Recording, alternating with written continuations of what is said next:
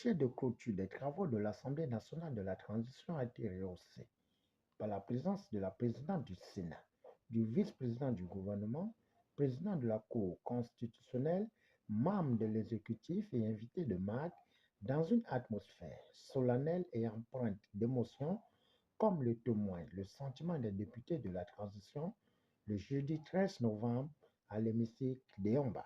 Travail collectif, il a été correctement fait, densément fait. On peut citer beaucoup de choses. Le président de l'institution, le président Dongou, Jean-François, a indiqué tout à l'heure qu'il y a eu 85 textes, projets de loi adoptés, ce qui est, si vous faites une moyenne sur 24 mois, ça fait beaucoup. Ça fait beaucoup de projets de loi. Et quand on fait un projet de loi à l'Assemblée, en général, prend à peu près entre 4 et 6 semaines. Donc, vous voyez que c'était un travail totalement dense. Nous avons pris une part active à l'adoption de la nouvelle constitution de la République avant le référendum. Nous avons pris une part active à l'adoption du nouveau code électoral en janvier de cette année. Nous avons pris une part active à l'adoption de la nouvelle loi sur les partis politiques, sur la répartition des sièges des sénateurs des députés sur tout l'état du territoire, ce qui a provoqué des commissions mixtes paritaires parce qu'on n'était pas toujours d'accord avec nos collègues du Sénat. Et nous avons eu des commissions mixtes paritaires qui ont travaillé parfois jusqu'à 1h30 le matin. Vous voyez, c'était un travail collectif, un travail bien fait. Et nous pouvons dire que nous avons, nous tous, contribué à doter le Gabon d'instruments juridiques et législatifs fiables. Nous venons de passer ici au Palais Léomba. C'était une expérience enrichissante. Nous avons appris beaucoup de choses. Nous avons aussi donné le peu que nous pouvions donner au pays, à la nation. Parce que durant ce temps, nous avons été dans les commissions générales. Nous avons aussi participé aux travaux de notre commission. Nous étions vice-présidents, la commission de l'environnement. Nous étions dans des commissions ad hoc. Et nous avons participé aussi à la conférence des présidents. Donc, c'était une expérience enrichissante. Nous osons croire que le travail que nous avons fait durant ces 2 ans va apporter un plus dans notre pays, parce que la transition a été une expérience enrichissante où des leaders venus de plusieurs horizons, des bords politiques différents, associés aux militaires, associés aussi à la société civile.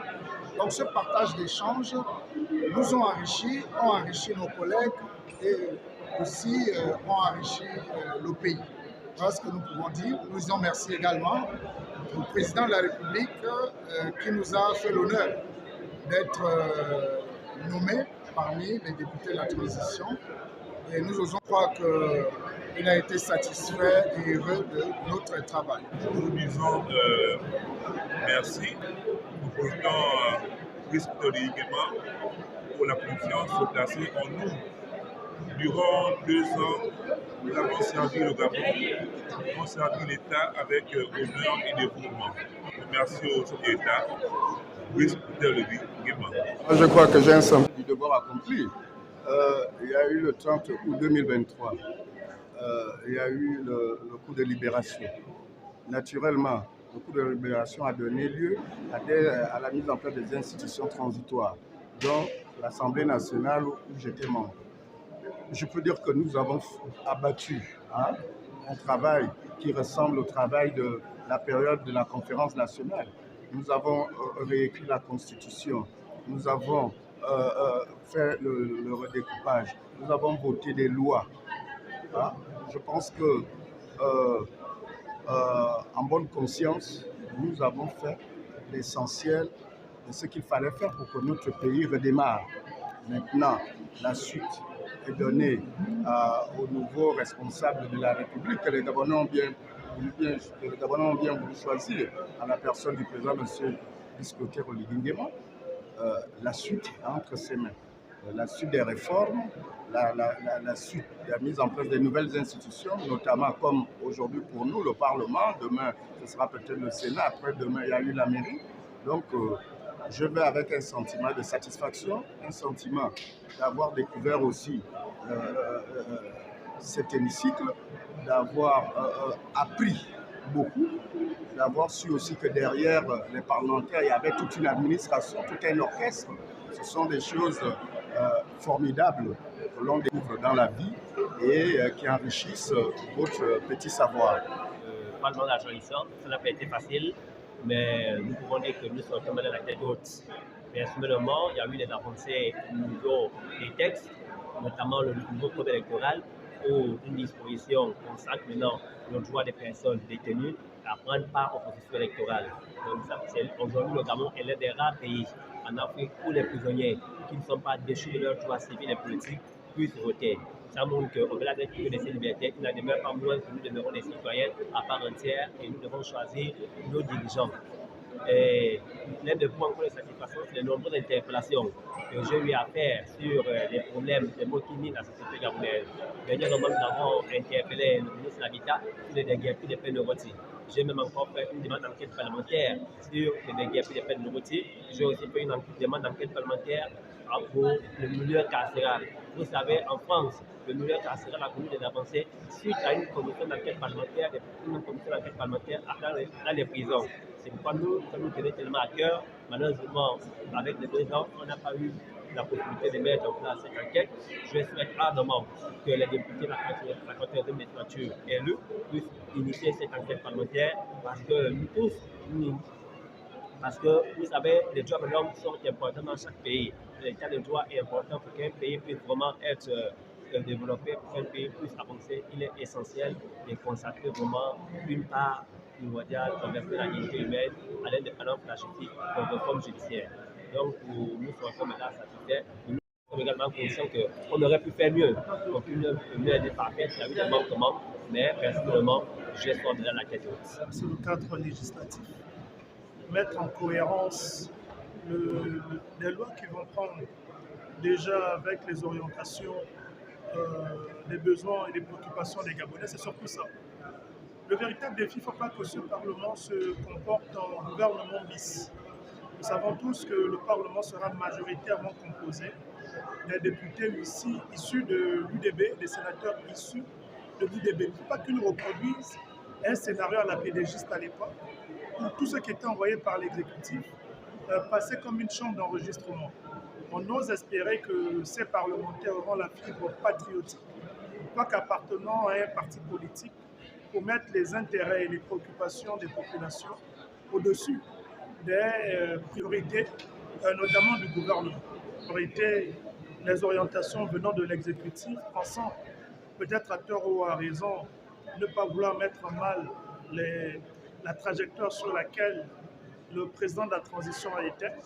D'autres comme nous, notamment la société civile, vous l'avez suivi, nous avons pensé qu'il n'était pas forcément utile pour nous de nous aligner à la trajectoire de l'exécutif, mais de façon froide et objective, d'analyser tout ce qui nous était présenté et de nous prononcer en conséquence.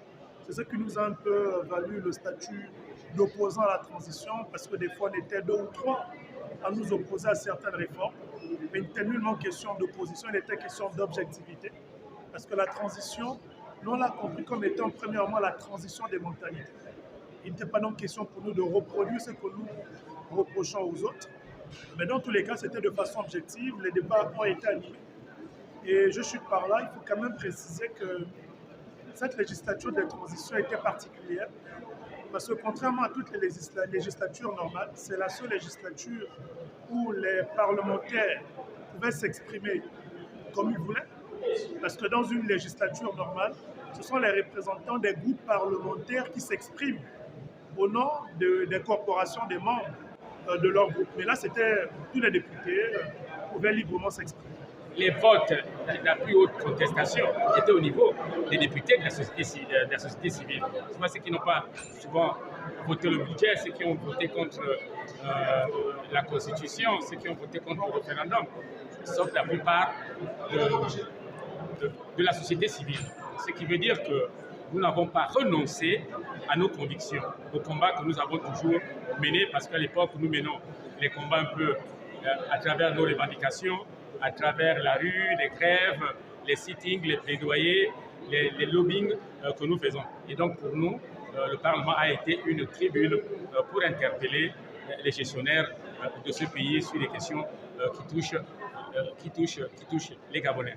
Malheureusement, à l'intérieur, nous n'avons pas eu une masse critique pour faire bouger les choses.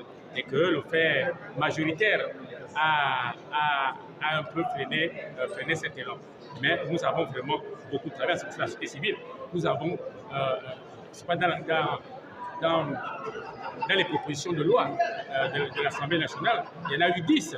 La plupart de ces propositions de loi sortaient du cadre de la société civile. Donc, ça a été pour nous un grand moment d'apprentissage de la vie démocratique dans notre pays. Il n'y a pas eu que des mauvaises choses, il y a eu aussi des très bonnes choses. Vous avez vu le nombre de lois, le nombre d'enquêtes en si peu de temps. Il y a aussi des limites qu'il faut dire. Hein. On a pu quand même établir au niveau du Parlement un règlement intérieur comme d'habitude, mais nous aurons souhaité aussi que le Parlement, les parlements à venir, aient aussi un règlement financier, aient aussi des manuels de procédures administratives et financières, parce que l'exemple doit venir d'en haut. Donc, sur la gestion financière de cette maison, il faut qu'il y ait un document que moi j'appelle le règlement financier de l'Assemblée nationale qui doit compléter le règlement intérieur. Nous étions libres, nous n'avons reçu aucunement une instruction nous contraindre à voter oui ou à voter non. Les députés votent en leur âme et conscience. Si on a toujours eu des votes mécaniques, ce n'est pas le président de la République ou quelqu'un, c'est les gens le font volontairement. Parce que nous, on a été pourtant nommés par le chef de l'État.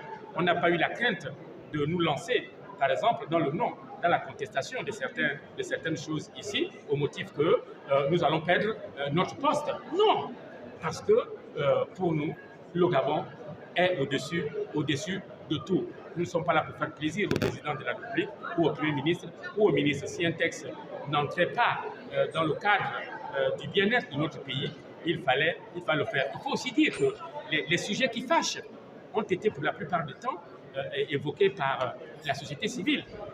Je reprends le cas du sujet sur la corruption. Nous étions quasiment les seuls à parler de la corruption. Et nous n'avons rien, c'est un peu cette déception. Nous avons eu les lois de finances, nous avons eu de tous les ministères, mais il n'y a pratiquement rien dedans en ce qui concerne la lutte contre la corruption. Quand on sait que c'est le mal de notre pays et que les détournements et les procès que nous avons à l'heure actuelle de Noureddine et sa mère et cette bande-là, c'est la conséquence d'une absence de politique en matière de lutte contre la corruption et le blanchiment des capitaux. C'est un peu mon point de déception. Notons que cet événement avait deux articulations. Témoignages politiques, militaires et société civile en chutant sur la locution de la tombée des rideaux de la transition par Jean-François Ndongo, président de cette institution qui a dressé un bilan d'intenses activités soldé par 105 tests examinés, dont 85 adoptés, à savoir la Constitution et la loi de finances 2026, en chutant sur des réformes